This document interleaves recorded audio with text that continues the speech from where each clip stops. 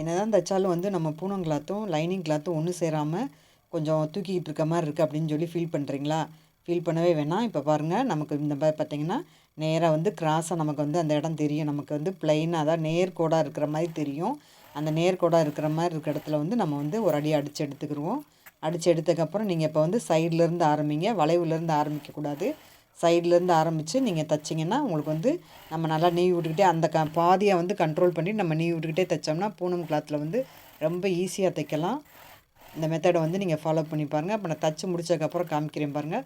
எவ்வளோ நீட்டாக வந்து 2 துணியும் ஒன்று சேர்ந்து இருக்கும். வந்து நடுவில் வந்து அந்த தூக்கிட்டு இருக்க ப்ராப்ளம் வந்து இருக்காது. நம்ம தைச்சி முடிச்சதுக்கப்புறம் நடுவில் இருக்க தையலை வந்து பிரித்து விட்டுக்கலாம். இப்போ பாருங்கள், நீட்டாக இருக்குது பார்த்தீங்களா? அந்த மாதிரி தான் நீங்கள் இந்த மெத்தடை வந்து ட்ரை பண்ணி பாருங்கள். ட்ரை பண்ணி பார்த்துட்டு எனக்கு வந்து கமெண்ட் பாக்ஸில் கமெண்ட் பண்ணுங்கள். இந்த வீடியோ பிடிச்சிருந்துச்சுன்னா லைக் பண்ணுங்கள், ஷேர் பண்ணுங்கள், மறக்காமல் வந்து சப்ஸ்கிரைப் பண்ணுங்கள். நன்றி.